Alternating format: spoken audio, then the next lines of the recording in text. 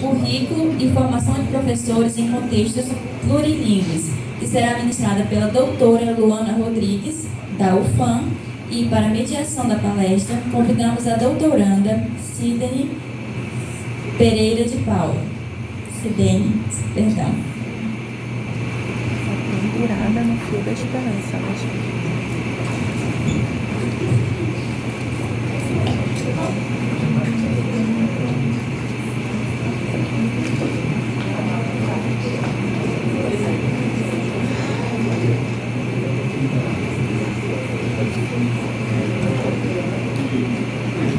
Boa tarde. Boa tarde. Boa tarde.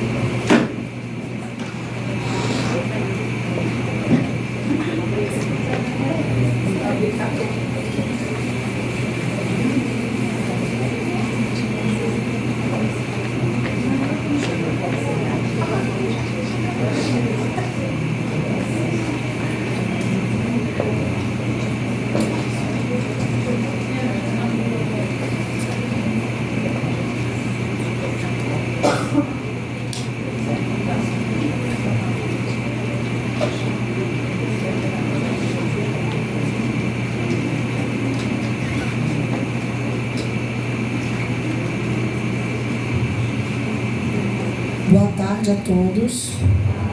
Perdão pelo atraso, eu estava esperando a professora lá fora. Então, eu peço aos senhores que recebam a professora Luana, a professora doutora Luana Rodrigues, com uma salva de palmas.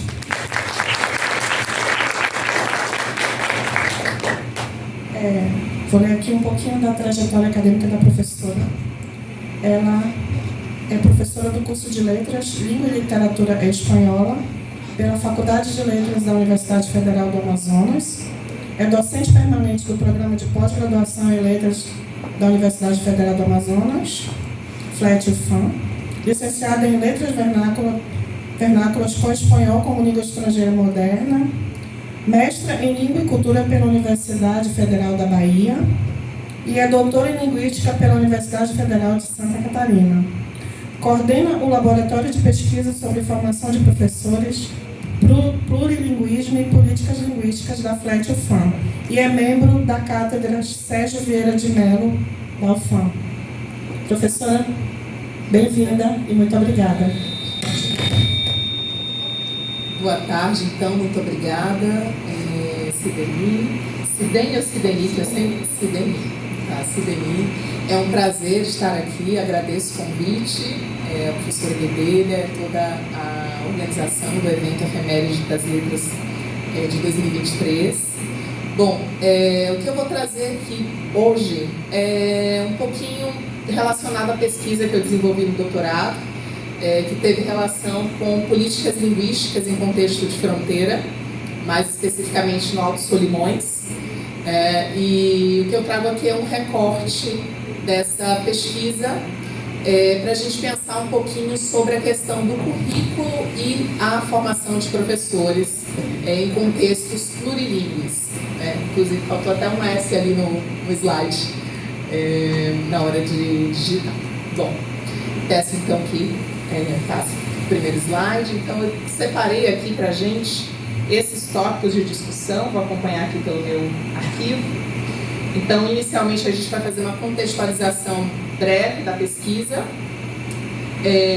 A gente vai comentar um pouquinho sobre a questão das leis na educação e na fronteira, currículo e políticas linguísticas e algumas reflexões sobre os projetos políticos pedagógicos de cursos de licenciatura em letras que funcionam especificamente na tríplice fronteira do Alto Solimões, também chamada de trapézio amazônico. E Bom, pode passar, por favor. Vou pedir licença para eu ficar de pé. Me incomoda um pouco ficar sentada. Seria possível? É possível. Sim.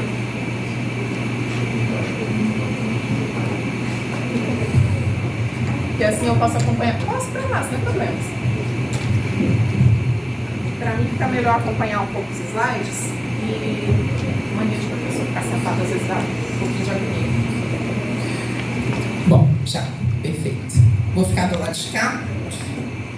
Assim eu consigo ver todo mundo também de forma mais movimentando a cabeça. Bom, como eu estava falando anteriormente, né, um recorte da pesquisa Práticas e Políticas Linguísticas no Alto Solimões, né, Plurilinguismo, Formação de Professores na Tríplice Fronteira Brasil, Colômbia, Peru.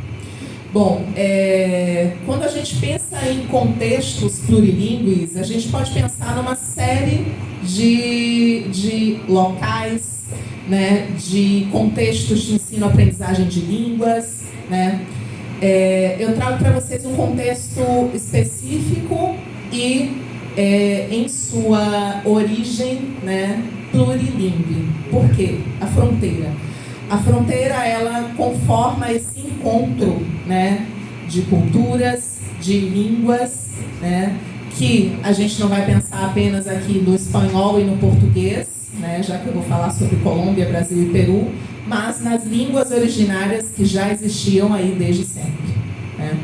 Então, pesquisar a fronteira implica, inicialmente, a gente conhecer a fronteira. Conhecer mais além do linguístico. A gente tem que ir a fundo conhecer a história, né, a origem desses grupos que vivem ali, dessas comunidades, né, linguísticas que estão ali, incluindo seus repertórios linguísticos. Né. A gente vai pensar aqui em repertórios comunicativos, repertórios linguísticos, já que há o uso, né, de distintas línguas a depender do contexto, né, a que se aplique, né, da necessidade de utilização dessas línguas. Bom, então, como eu falava anteriormente, a localização dessa pesquisa é exatamente ali entre as cidades de Tabatinga, Benjamin Constant, Islândia, Letícia e Isla Santa Rosa, né, que fica uma comunidade que fica do outro lado ali, nas imediações da fronteira Brasil, Colômbia e Peru. Então, analisei 3 instituições especificamente, né, de ensino superior que possuem os cursos de letras, né, sendo apenas letras vernáculas, outro é um curso de dupla licenciatura português e espanhol, né, e o outro que é o curso de linguística especificamente. Pode passar. Bom, ali uma imagem, né, aérea desse encontro de rios, de línguas e culturas que é o Alto Solimões. Né. E eu começo trazendo para vocês essa citação da pesquisadora Sandra Pesavento, que é uma historiadora que se debruçava sobre as fronteiras, dizendo que a fronteira é um limite sem limites que aponta para um além. Né. Então, pensar que há um senso comum em relação à fronteira, né, que é permeado pela questão política, né, de definição dos territórios. Mas o que são essas fronteiras que vão além da definição do território? A gente vai ter as fronteiras identitárias, as fronteiras linguísticas, e elas não coincidem de nenhuma maneira com esse território pré-definido pelos Estados-nação. Né? Então, quando a professora Sandra Pesavento vem dizer que a fronteira é um limite sem limites, é justamente para marcar, né? Marcar esse pluriculturalismo, esse plurilinguismo e essa ausência de limites sobre questões relacionadas às fronteiras simbólicas. E aí a gente vai ter as línguas dentro dessas fronteiras simbólicas. Então, a fronteira ela vai muito além dessa definição de território, onde aqui é Brasil, aqui é o piso e é Colômbia. Mas onde é que está o português, onde é que está o espanhol, onde é que estão as línguas indígenas?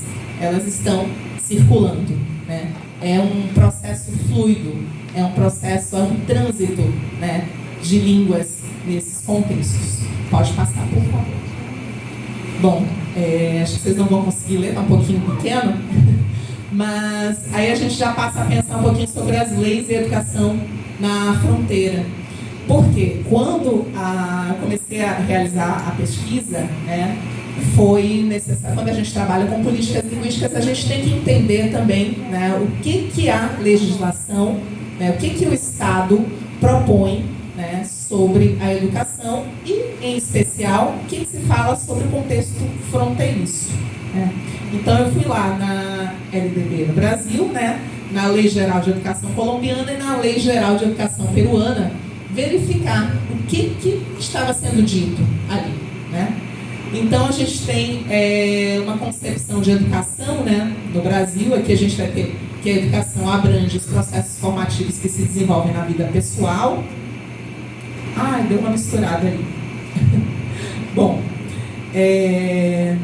Na vida familiar. sim, na vida... Deixa eu só verificar, ficou um pouquinho truncado. Pode ser. Acho que na hora de virar o PDF ficou transformar em PDF. Ficou pronto, melhor.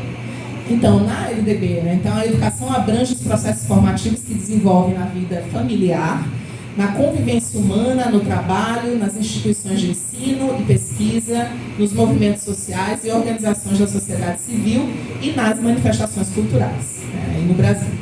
Na Lei Geral de Educação colombiana, a educação é um processo de formação permanente, pessoal, cultural e social, que se fundamenta em uma concepção integral da pessoa humana, sua dignidade, direitos e deveres.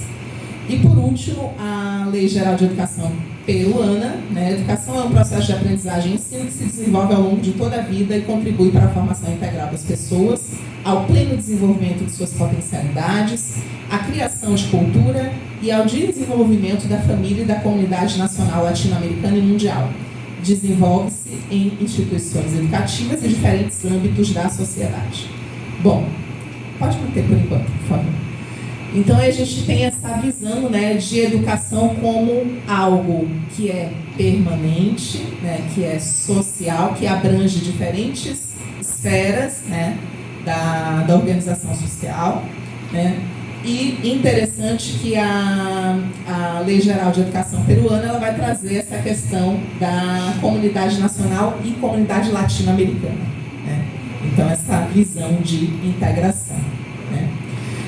Por que eu trago isso? Para a gente pensar na noção de currículo. Mas antes de passar para o currículo, eu gostaria de mencionar que é interessante verificar que nenhuma das 3 leis que versam sobre educação nesses 3 países vão fazer menção específica à educação em contextos plurilingües como a fronteira, por exemplo.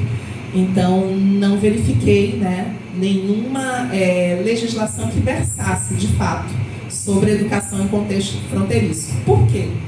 Há uma visão de que o que é ensinado em relação à educação linguística, por exemplo, em uma cidade como Manaus, né, vai se aplicar ao que é passado em termos de educação linguística em uma cidade como Tabatinga, né? E é uma visão bastante equivocada se a gente pensar que não tem como, né, você ter essa visão homogênea da educação, em especial da educação linguística, né? Pode passar, por favor. Por quê? Isso está relacionado à visão de currículo também, né? Então, pergunto para vocês, o que é o currículo? Qual a noção que vocês têm de currículo? Eu sei que as perguntas vêm depois, mas se alguém quiser, pode falar. O que seria um currículo, né? Nada? Tudo bem. Então, depois a gente mantém a conversa. Eu trago para vocês aqui uma citação de Apple. O professor Sérgio, que está ali do inglês, me perdoe a pronúncia. Mas, para pensar que o currículo ele não é um instrumento neutro, né? O currículo ele carrega toda uma visão de mundo, né? E, como bem diz ali o autor, né, nunca é apenas um conjunto neutro de conhecimentos que de algum modo, aparece nos textos e nas salas de aulas de uma nação. Ele é sempre parte de uma tradição seletiva, resultado da seleção de alguém, da visão de algum grupo acerca do que seja conhecimento legítimo, é produto de tensões, conflitos, concessões culturais, políticas, econômicas, que organizam e desorganizam um povo. A exemplo disso, a gente vai ter, hoje em dia, puxando um pouco a sardinha para a minha área, eu sou professora de língua espanhola, a queda, a revogação da lei de espanhol, a lei 11.161 de 2005, em função da reformulação curricular nacional. Então, há uma visão sobre a educação no momento que havia, espero que ela se disfarce em breve, de que a educação linguística, que a língua que deve figurar na sala de aula é uma única língua. Então, há essa retirada da língua espanhola, paulatinamente está sendo retirada, ainda que a nova legislação diga que é possível ofertar, mas o que acontece na prática é que ela está deixando de ser ofertada. Basta verificar aqui no estado do Amazonas, que foi o primeiro estado a ter uma lei estadual de oferta da língua espanhola. Aliás, isso é algo bastante interessante de se mencionar. O estado do Amazonas, ele tem uma tradição em relação às políticas linguísticas e em relação ao estabelecimento de uma legislação voltada para as políticas linguísticas, que sempre vai à frente em relação ao restante do país. Por exemplo, essa lei que eu menciono da língua espanhola, é o primeiro estado no país a ter uma legislação estadual que prevê o ensino de língua espanhola, a oferta de língua espanhola, e é aqui que surgem as primeiras línguas cooficiais. Vocês já ouviram falar da cooficialização de línguas? Já? Então, São Gabriel da Cachoeira é o primeiro município no país a ter línguas cooficiais. O que significa isso? Hoje temos em São Gabriel da Cachoeira o Nhengatu, o Baniwa e a terceira língua, Tucano. 3 línguas que são oficiais além da língua portuguesa, a nível municipal. Esse é um movimento que vai se expandindo e hoje a gente vai ter em outros estados, vários municípios que têm outras línguas originárias e línguas de imigração como línguas cooficiais, ou seja, é permitido aos falantes dessas línguas ter o acesso a documentos oficiais, a serviços na sua própria língua, E isso chama bastante atenção, que o Amazonas ele vai sempre sair à frente nessas questões. Só um parêntese. Mas, então, voltando para a questão do currículo, a gente vai ter, nessa reformulação curricular, com a Base Nacional Comum Curricular, e com essa nova lei que vai versar sobre a oferta obrigatória do inglês, a retirada, a revogação do espanhol, e um retorno a uma tradição que prevê apenas uma língua estrangeira na sala de aula, nas escolas, quando o que a gente precisa é do movimento inverso. A gente precisa que outras línguas passem a fazer parte, que o nosso aluno na escola ele tenha acesso no seu currículo escolar a uma educação linguística plural.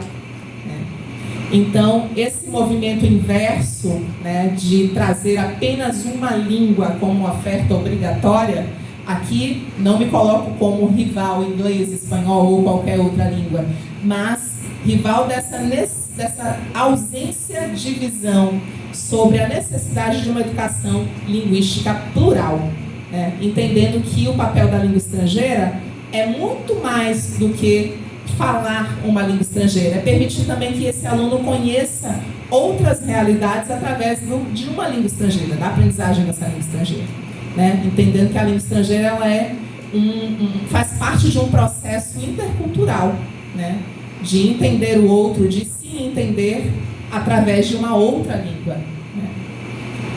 Então, rapidinho, só para finalizar essa parte do currículo, o currículo ele reflete, então, essa já é minha não é mais do Apple, reflete uma série de visões culturais e político-ideológicas daqueles que fazem parte da construção desse documento. O Currículo Nacional da Educação Básica ou os currículos dos cursos de instituição de ensino superior, por exemplo. Então, não apenas o currículo nacional, mas também se a gente pensar nos currículos de formação de professores das instituições de ensino superior, que foi sobre as quais me debrucei na pesquisa. Pode passar, por favor.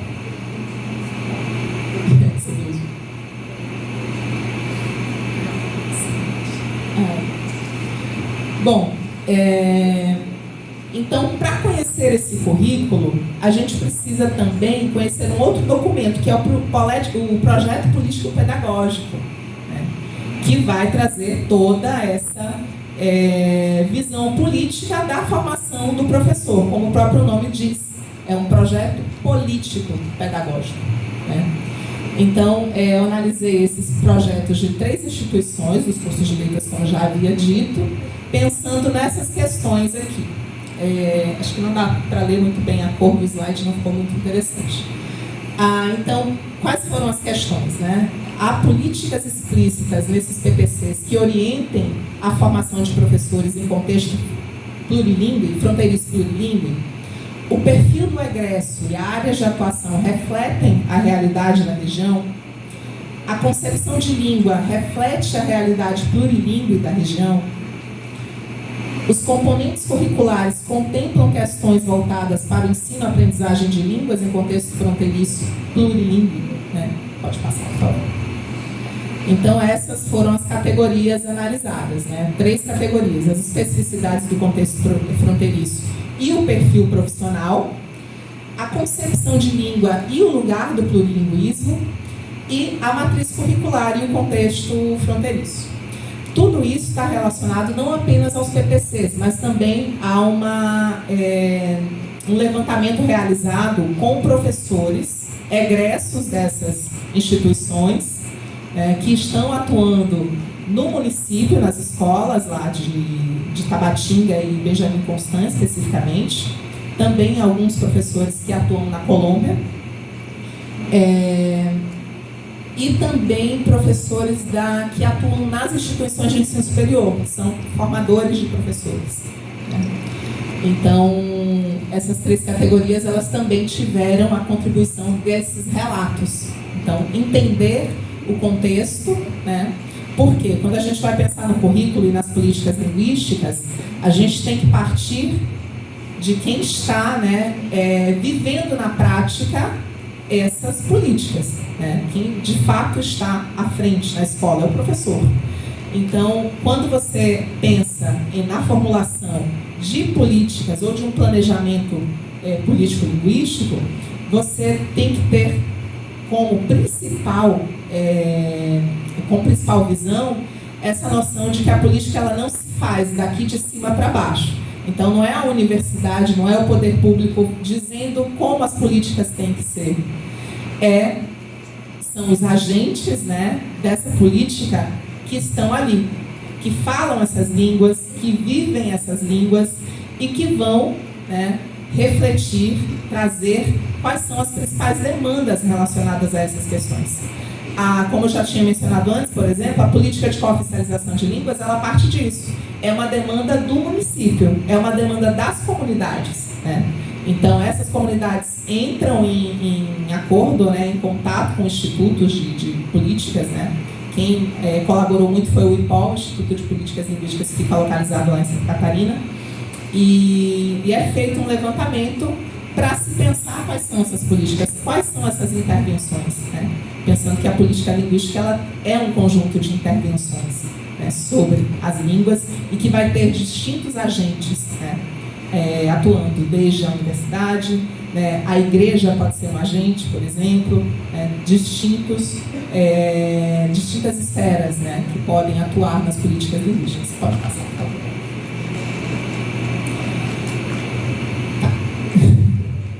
Bom, a primeira categoria, né, que são as especificidades do contexto fronteiriço e o perfil profissional. Aí eu trago para vocês algumas breves citações dos projetos políticos pedagógicos, né? Em uma das instituições, é dito que poderão contribuir para o conhecimento, que os egressos poderão contribuir para o conhecimento e preservação das línguas indígenas e crioulas, propor e desenvolver políticas linguísticas no campo da educação e dos meios de comunicação e impulsionar projetos de transformação do ensino e ou aprendizagem das línguas faladas no país. Né? Então, essa é a primeira visão que traz, né, a questão da preservação das línguas indígenas. Né? Então, a promoção das línguas originárias como parte da preocupação com a formação, né, desses professores. Então, há uma visão de que o professor, o licenciado, né, o egresso dessa instituição, ele vai poder contribuir com a preservação das línguas originárias, das línguas indígenas aí da região. Né? Além de ter esse papel de impulsionar projetos de transformação de ensino e aprendizagem de línguas faladas no país. A seguinte instituição diz que o curso almeja proporcionar a seus alunos uma instrução de caráter amplamente humanista e formar egressos capazes de lidar de forma perspicaz e crítica com os fenômenos da linguagem em sentido lato, bem como com suas inserções e desdobramentos culturais nessa região de diversificada cultura que é a tríplice fronteira Brasil, Colômbia, Peru. Então, um dos objetivos principais do curso é a formação de profissionais qualificados que alimentem os quadros de magistério do ensino fundamental e médio. Bom, aqui também a gente vê uma preocupação com o contexto fronteiriço, que, já abro um parêntese, o fato de estar escrito nessa seção de descrição do egresso não necessariamente vai refletir todo o restante do documento. Então, a gente vai ter essa noção, né? Pode passar, por favor. Essa noção de necessidade, tá, já vai para a concepção disso. Pode voltar, por favor, no anterior. Essa preocupação com o contexto fronteiriço, com a questão das línguas indígenas, porém, a gente não vai ver esse reflexo, por exemplo, na matriz curricular. Por quê? Fui analisar a matriz e a matriz curricular desses cursos em nada difere da matriz curricular de cursos de licenciatura em letras que não estão localizados em contexto de fronteira. Então, basicamente, é uma estrutura bastante comum, bastante similar a um curso ofertado em Manaus, por exemplo, com uma preocupação mais voltada para questões linguísticas, né? Não que não seja importante, obviamente que estamos formando professores de línguas, né? Porém, há uma ausência de disciplinas ou de componentes curriculares que permitam, que auxiliem esse professor, né, na sua atuação em um contexto como é a fronteira. Né? Então, o que diz o que diz o perfil do egresso não necessariamente reflete o que é ofertado de fato nesses cursos. Então, por isso que é importante, quando a gente analisa o PPC, você analisar todo o documento, né, o documento como um todo, e poder verificar o que esse documento de fato, né, nos revela, além do que está escrito ali. Né?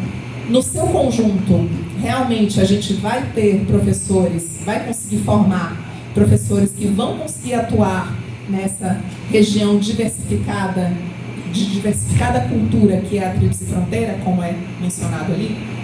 Né? Então a gente tem algumas lacunas que vão surgindo a partir do momento em que você vai analisando a matriz e outras visões que ali aparecem. Né, como concepção de língua e outras. Pode passar, por favor. Que é justamente a segunda categoria. Né? Então, a concepção de língua e o lugar do plurilinguismo. Temos dois aqui. A primeira instituição, ela diz o seguinte: cercada por países de língua espanhola e a interação direta entre o Brasil e países pan-americanos nas áreas comercial, econômica e cultural requerem o domínio do espanhol, o que justifica a inclusão da língua espanhola nos currículos da escola regular e a formação de profissionais pela universidade para atender a essa demanda profissional. Então, essa é a primeira. Então, a gente tem aí uma concepção de língua e de presença da língua espanhola nesse currículo. Ok.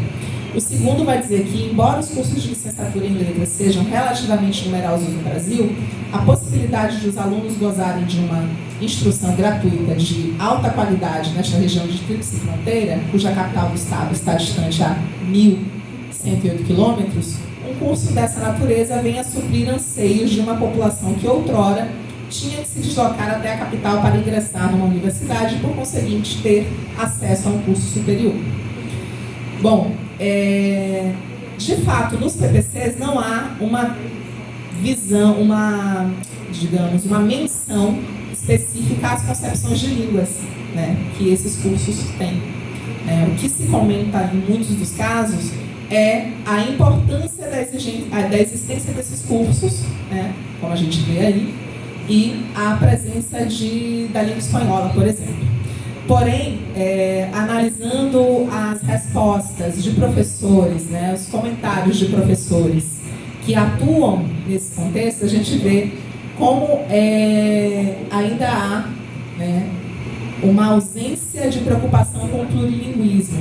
Por quê? Eu lembro da fala de um professor que atua numa instituição federal, lá de ensino de educação básica, comentando que a principal dificuldade que ele tem em ministrar aulas é que às vezes os alunos não se entendem na sala de aula.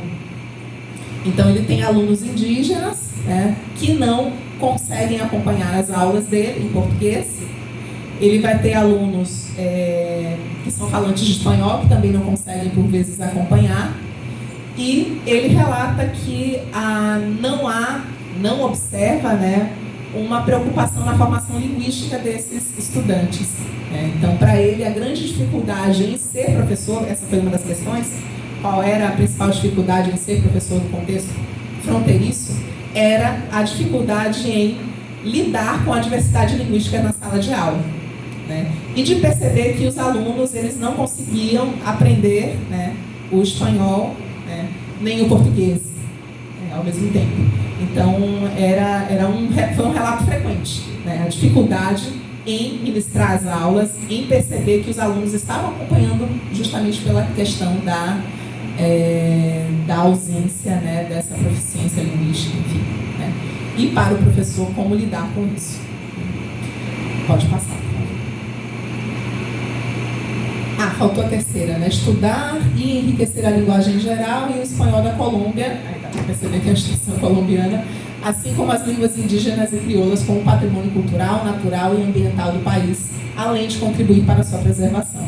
Essa instituição é a que mais menciona a questão das línguas, né, indígenas, né, e outras línguas que são reconhecidas como patrimônio cultural, né, porque há toda uma discussão na Colômbia voltada para a etnoeducação, né? Então, não dizendo que lá é melhor, aqui é pior, não. Há uma discussão sobre etnoeducação, sobre línguas de povos originários ou línguas de grupos como os ciganos, né, que são reconhecidas e que há digamos, um direcionamento do poder público para esses grupos, né, e suas línguas. Pode passar, por favor. Bom, chegamos aqui à terceira categoria, que é a matriz curricular e o contexto fronteiriço, e eu trago aqui Cavalcante. Já devem ter lido aí, quem está no PPGL, que trabalha com linguística aplicada, já topou com Marilda Cavalcante em algum momento, né? Então, destaca-se, né, a importância de uma matriz mais que interdisciplinar, transdisciplinar. Então, aquilo que eu comentava com vocês antes, o fato de que haja descrito no documento, né, no PPC, que há uma preocupação com as línguas do entorno, com a questão social, né? Quando você vai à matriz curricular, você não encontra esse reflexo. Você encontra uma série de disciplinas como sintaxe, que obviamente são importantes para a formação, mas você está lidando com um contexto diverso. Você está formando professores que vão para a sala de aula atuar com alunos que são oriundos do Peru, da Colômbia, que vêm para o Brasil aprender o português, né? Eu ouvi isso de vários gestores, né? Que os alunos matriculados que eles tinham na escola, lá em Tabatinga, era porque os pais queriam que eles aprendessem português, então eles matriculavam os filhos no Brasil para que eles pudessem aprender o português. O mesmo com alunos indígenas, né, que vinham lá de Umariaçu, das escolas de Umariaçu, continuar os estudos nas escolas de Tabatinga para estudar o português, né? E o inverso também acontece. Então, brasileiros que estavam matriculados em escolas colombianas para aprender o espanhol, né? Então, por isso, né, que ao analisar essas matrizes, ao analisar o contexto fronteiriço, as políticas linguísticas ou a ausência delas, porque a ausência de políticas também diz muito, né? O que acontece? A gente teve no Brasil há alguns anos, deixa eu lembrar de que ano foi, em 2005 passou a funcionar um projeto chamado Escolas Interculturais Bilíngues de Fronteira. Não sei se vocês ouviram falar. É um programa Programa Escolas Interculturais Bilíngues de Fronteira. Ele mudou de nome uma segunda vez. Primeiro era PEIF, depois passou a ser PIDF. O que acontece? Era um programa do governo federal que foi, originalmente, ele surge como uma demanda do Ministério de Educação da Argentina para pensar a educação na fronteira com o Brasil. O que acontecia? Havia uma formação voltada para professores de escolas que ficavam em cidades gêmeas. Cidades gêmeas são essas cidades que estão na fronteira e que são há uma fronteira conurbada, né? Elas se ligam. Por exemplo, eu atravesso a rua e eu estou nessa cidade, né, fronteiriça, são cidades gêmeas. Tabatinga e Letícia, por exemplo, né, é um exemplo de cidade gêmea. Ok. E, bom, o que acontece? Havia um projeto de formação de professores e um currículo que era espelho entre essas duas escolas. Uma escola, por exemplo, localizada no Brasil e uma escola localizada na Argentina ou Brasil, Uruguai. Inicialmente eram esses dois países, depois outros países entraram, como Paraguai, e também se tentou fazer aqui na região norte, mas não houve muito sucesso, eu acho que em função da questão do deslocamento, tudo isso, toda a infraestrutura. Houve uma paralisação, né, desse projeto em relação à região norte. Mas o que acontece? O programa de Escolas Interculturais Bilíngues de Fronteira foi o primeiro e até agora o único projeto que de fato pensou a fronteira, a educação linguística na fronteira. Por quê? Havia, além dessa visão de escolas espelho, a formação continuada para os professores que atuam na educação básica. Então, por quê? Porque não adianta você formar o professor na faculdade, na universidade, e você deixar esse professor lá, atuando, sem que haja uma formação continuada. Então, esse professor, ele precisa da atualização, ele precisa estar em constante contato com a universidade também. Eu acho que isso às vezes é um erro nosso, que estamos aqui, né, e que nos afastamos da escola. Então, o papel da universidade também é a formação continuada. A gente precisa estar próximo da educação básica, dos professores que estão ali, que foram nossos alunos e que agora estão lá no chão da escola, né? Então, retomando o que eu estava falando, esse programa ele foi extinto, infelizmente. Talvez seja retomado, mas ele foi extinto em 2017, né? Infelizmente. Mas ao longo da sua existência, foi de grande apoio para esses professores que têm que lidar com a diversidade no contexto fronteiriço, que é um contexto plurilingüe, né? Como quis trazer para vocês aqui. Então, só para finalizar ali o que diz a Cavalcante, né? Então, é necessário que a formação do professor de línguas seja socialmente engajada, antropologicamente antenada, plural em seu foco, para incluir os estudos do letramento, os estudos sobre o multilinguismo, com as 165 questões de intercompreensão e de práticas translíngues, os estudos sobre o transculturalismo. Então aí a gente já vai entrando em outros conceitos que eu não vou trabalhar aqui, mas é essa visão de que a gente precisa de uma formação transdisciplinar. A gente precisa que a formação do professor de letras, na minha percepção, trabalhando com o contexto fronteiriço especificamente, tenha acesso a outras áreas do conhecimento que fogem das letras especificamente. A gente precisa que o nosso professor que está lá dando aula de espanhol, de português na fronteira, ele saiba como aquela fronteira surgiu. Ele conheça o contexto histórico, geográfico, sociopolítico, geopolítico em que ele está inserido. Ele é um agente político, ele está na sala de aula. Então, o nosso papel é pensar essa formação também, vendo, né, propondo essa transdisciplinaridade. Pode passar, por favor? Vou passar porque meu tempo está acabando. Pode passar o seguinte. Pode passar.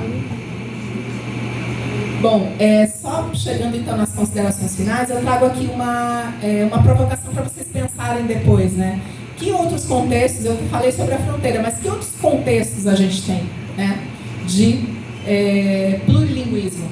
Por exemplo, a gente vai ter a presença de imigrantes e refugiados matriculados nas redes, na cidade de Manaus, né? O que está sendo feito em termos de políticas linguísticas de acolhimento para esses vários, né? Na SEDUC eu tenho mais ou menos a ideia de que já passa dos 5.000 alunos matriculados. A CEMED também tem um grande número. Então, como esses alunos estão sendo acolhidos, né? De grosso modo, a gente pode ver, né, observar, verificar que não há políticas sendo, de fato, implementadas nesse sentido. Acabou uma orientanda de PIB que acabou de fazer uma pesquisa sobre isso na SEDUC, CEMED, né, em relação a políticas de acolhimento, e ela não encontrou. O que acontece são pequenas práticas realizadas pelas escolas, pelos gestores, tentando tapar essas lacunas, né, resolver essas lacunas, mas que fica em nível local, né? De fato, a gente não tem o poder público se debruçando sobre essas questões. Então, o que a gente vai ter? Um aluno, né, que tem como língua materna o espanhol, aprendendo português como língua materna na escola, sendo que ela não é a sua língua materna, né? Então, são várias questões que vão implicar futuramente na educação. Porque a gente vai ter esses alunos saindo dessas escolas e com uma grande dificuldade em acessar o mercado de trabalho, né, em concluir os seus cursos nas escolas, porque muita gente desiste, né, a evasão, porque eu não estou entendendo o que o meu professor está falando, por que eu vou continuar? Né? Bom, outra questão, escolas bilíngues. Então, a gente tem o surgimento, isso é um ponto bastante positivo, né, que é o surgimento, o crescimento, a ampliação das escolas bilíngues. Então, hoje Manaus tem escolas bilíngues em francês, inglês, espanhol e libras. Né? E japonês, perdão, colegas de japonês, que foi a primeira, né? A escola que a gente tem aqui, se não me engano, vai abrir uma segunda de língua japonesa.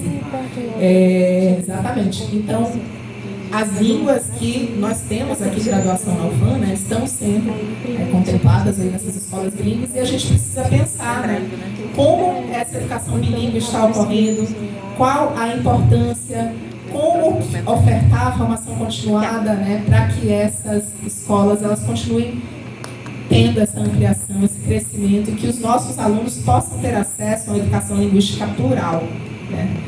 Pensando que esse mito do monolinguismo ele precisa ser quebrado, rompido de uma vez. Nós não somos um país monolíngue, né? Nós temos diversas outras línguas, além do português, né? As línguas originárias, as línguas dos imigrantes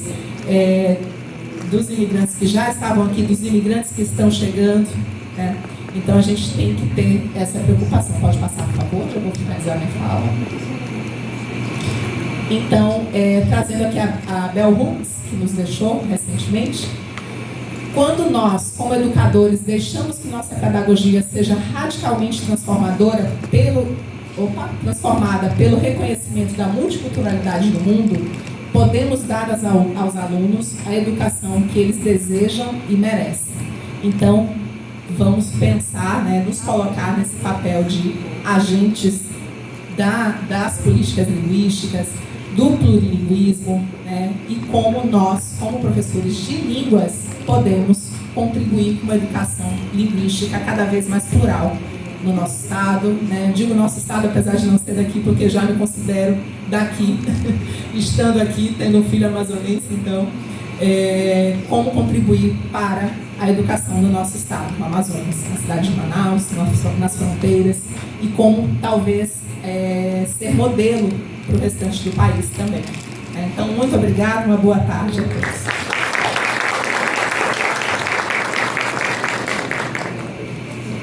Nós agradecemos,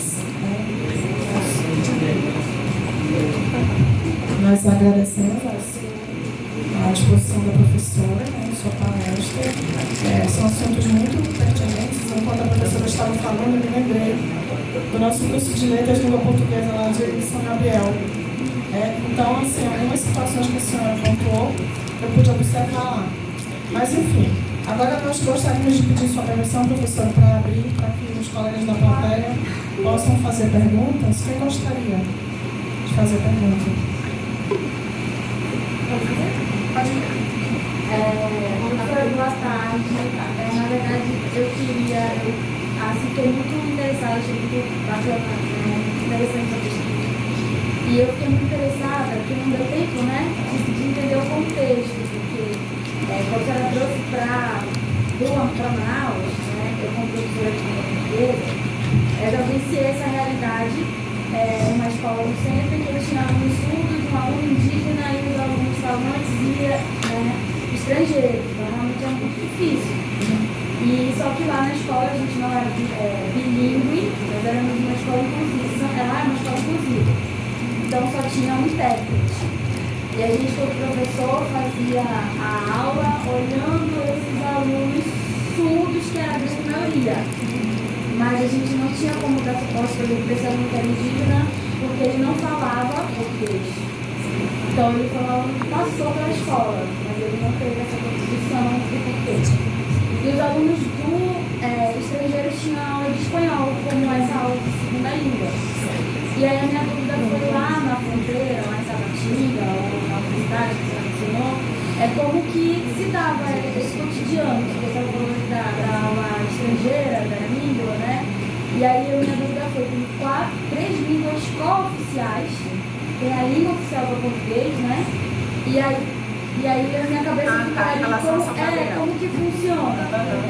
Eles têm essas aulas das línguas oficiais, só tem o português, tem a aula estrangeira, como é que funciona?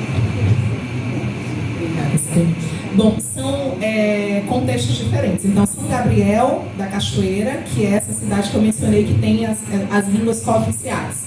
Mas o que acontece? Essas línguas, elas são cooficiais, mas elas não estão de fato presentes na escola. Acho que essa é uma outra discussão, né, em relação à cooficialização. Então, ela ocorre no sentido de permitir acesso a serviços, né, permitir que esses cidadãos eles possam ser atendidos na sua língua. Porém, isso ainda não chega de fato na sala de aula. E no caso de Tabatinga, o espanhol ele é ensinado nas escolas, né, do município como língua estrangeira. Na Colômbia, havia a previsão. Algumas escolas ofertam o português, outras não. Ofertam o português como segunda língua também. Sim.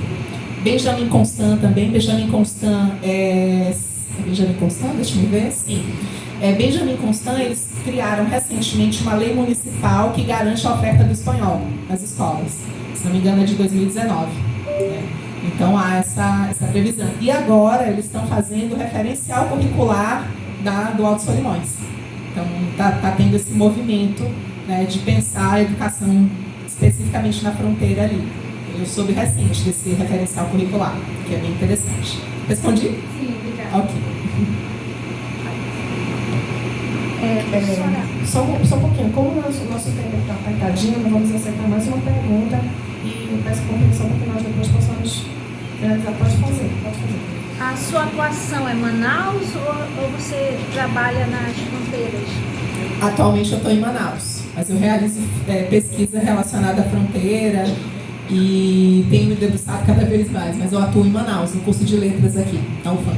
Isso, a tua pesquisa é muito interessante, é realmente pertinente para que nós que é uma problemática que acontece, né? A gente percebe, porque não acontece somente na fronteira, mas aqui em Manaus, né? Mas eu achei bem interessante realmente a universidade se preocupar com realmente com esse modelo, com a formação do professor, no seu contexto, né, um pouco mais amplo, além das questões voltadas somente para a linguística ou literatura. É importantíssimo realmente direcionar para a questão cultural. Ok, obrigada. Você acha que a pessoa não teve a oportunidade tão rica Sim, professor. Eu gostei muito de te ouvir, né, por dois motivos. Primeiro porque esse é um tema politicamente importantíssimo, né, para as políticas linguísticas. E é um tema também afetivamente tocante para mim, porque a minha tese de doutorado foi sobre a política linguística de línguas estrangeiras nos documentos oficiais, desde a época do Rácio, né, até o Fernando Henrique. Ele defendeu que enfim. E aí a gente percebe, né, e aí volta um monte de coisa, enfim, de percurso, né, solitário, de doutorado, aquela coisa assim, que eles estão fazendo mestrado, sabe como é que é, né? E a gente vê que continua muito parecido, assim. No Brasil a gente teve 4 grandes políticas linguísticas, né? A primeira foi o Álvaro Bombalino, né, que expulsou os jesuítas, obrigou o português, aqui no norte do Diretório dos Índios, lá em 1759, alguma coisa assim. A segunda no governo Vargas, quando o Vargas, né, se alia politicamente aos Estados Unidos e começa a perseguir as línguas, o alemão, o japonês, o italiano, a língua dos inimigos da guerra, né, criando inclusive crime linguístico e tal. A política linguística do governo Vargas é um negócio assim, assustador. Depois a gente teve a 5692, dos militares, na década de 60, que foram das línguas estrangeiras, né? Assim, eles colocam na lei assim, as línguas estrangeiras, a partir desta lei, vão ser dadas por acréscimo. Deixa de ser obrigatório. E tudo que nesse país não é obrigatório, quando é obrigatório, às vezes não cumpre, imagina quando é opcional. E aí, esvaziou-se o ensino das línguas estrangeiras no início da década de 70, e o mercado, obviamente, abocanhou isso, é quando surgem os cursos, né? CCAA, FIS, os cursos de idiomas, que vão exatamente suprir aquela necessidade que o governo, né, se eximiu, né, com a mudança da lei. E eu acho que a quarta grande política linguística, todas elas excludentes, é a BNCC, né? Desde a medida provisória do Temer. O Temer depois virou a lei que alterou a doutrina do 496, na CLTB. Porque até então a gente tinha a possibilidade plural da escolha da língua estrangeira pela comunidade, né? E hoje a gente volta para a obrigatoriedade do inglês, uma coisa verticalizada, chapada, desconsidera o regional. Eu sou professor de inglês, assim, mas, né, eu entendo o direito linguístico dos estudantes. É isso que a gente quer. Eu estou fazendo isso aqui, primeiro porque me convocou essa memória nostálgica, né, do meu trabalho, e segundo porque eu achei muito legal o que você falou aí, né, de que a gente, como professor de línguas, né, nós, estudantes, profissionais das letras, nós não podemos ficar limitados às questões linguísticas, né, focadas, mas a gente precisa ter uma coisa que a gente chama assim, de excesso de visão, né? Saber mais do que, de fato, aquilo que a gente está trabalhando, porque a gente está trabalhando num contexto político, a gente está trabalhando num contexto social, né? Tem tudo isso aí.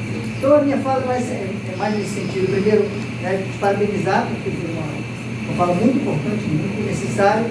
E segundo, para levantar a bola para você cortar, porque é o seguinte, qual é a importância, né, para todos nós que estamos aqui te ouvindo, né, desse engajamento político, né, para além da formação técnica, de sermos bons professores, conhecer a disciplina que a gente está ministrando, mas o engajamento político e a importância da política linguística na formação continuada dos professores, né?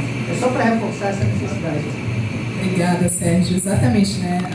Todo esse preâmbulo, né? Toda essa visão histórica que o Sérgio nos traz das políticas linguísticas revelam essa descontinuidade, né? As políticas no Brasil, elas são descontínuas em todos os sentidos, parece, mas que na educação parece que há algo mais forte, né? A gente não consegue continuar E as políticas linguísticas, elas têm essa característica, infelizmente.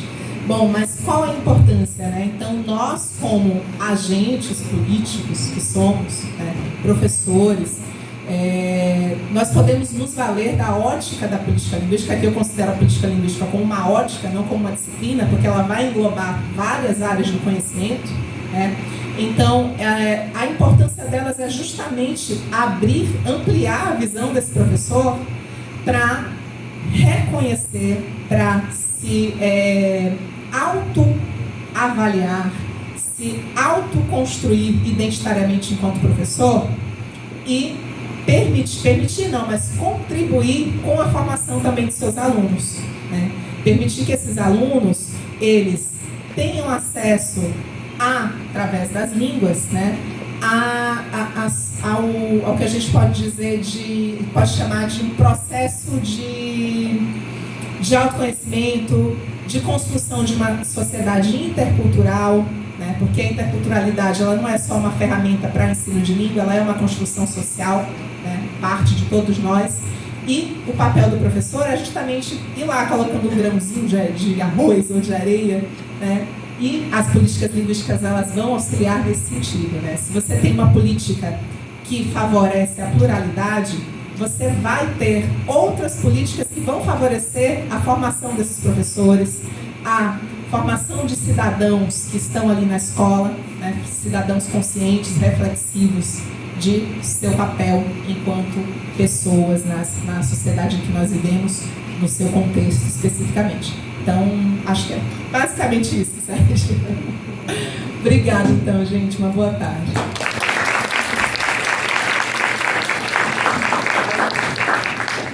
Nós agradecemos muito a fala da professora e a sua disposição de estar aqui conosco, compartilhando conhecimento. Queremos entregar o certificado, uma lembrança do Greyplex e uma lembrança pessoal minha, a do João.